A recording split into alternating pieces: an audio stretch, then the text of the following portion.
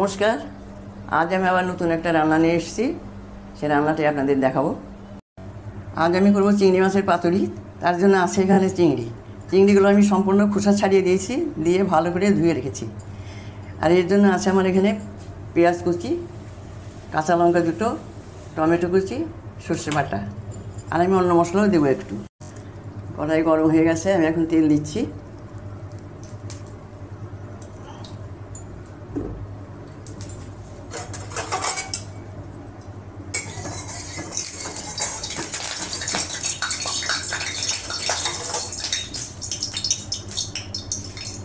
এখন আমি এতে পেঁয়াজগুলো দিব,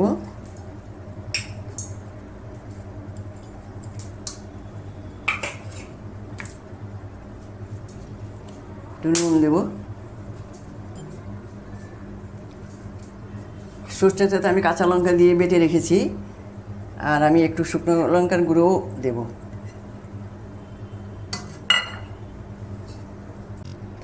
হলুদ দিলাম 1 চামচ, হলুদ 1 চামচ দিলাম। লঙ্কা 1/2 চামচ দেব, 1/2 চামচ লঙ্কা দিলাম। জিরের গুঁড়ো 1 চামচ দিলাম, ধনের গুঁড়ো 1 চামচ দিলাম। আর খুব অল্প পরিমাণে আমি একটু মিষ্টি দেবো। একটু মিষ্টি না দিলে রান্নার স্বাদটা ঠিক আসে না, একটুখানি দিলাম। এখন আমি আর একটু কাঁচা তেল দিয়ে একটু মাখিয়ে নেব। আমি সবগুলো ভালো করে মেখে নেব।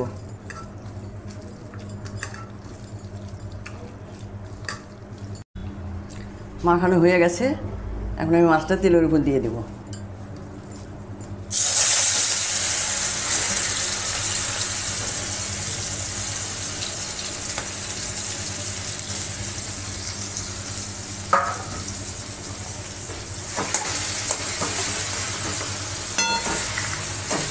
আঁচটা খুব কমিয়ে দিতে হবে, বেশি আঁচ হলে ভালো হবে না।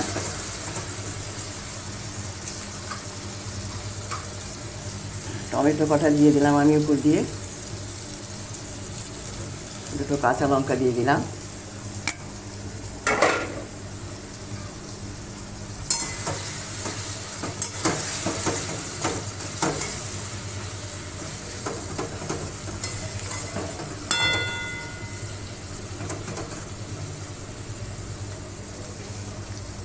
এবার আমি একটু ঢেকে দিব। অল্প অল্প আছে, এটা হবে, জল দিতে হবে না। এই জলেই মাছের যে জল বেরোবে ওতেই সিদ্ধ হয়ে যাবে।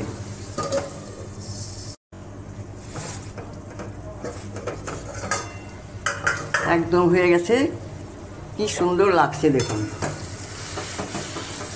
এরকম একদম শুকনো শুকনো হবে। এই মাছের ঝোলে যদি একটা জল উঠে তাতে এটা সিদ্ধ হয়ে যাবে, এর ভিতরে কোনো জল দেওয়ার দরকার নেই। এটা আমার একদমই হয়ে গেছে। এই জিনিসটা করতে খুবই তাড়াতাড়ি হয়, খুব সহজে হয়। যখন তখন কেউ চিংড়ি মাছ থাকলে কাউকে করেও দেওয়া যায়।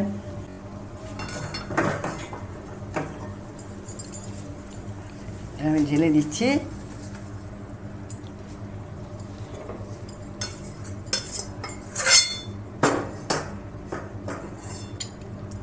এটা এরকম হবে, খেতে খুবই সুন্দর হয়।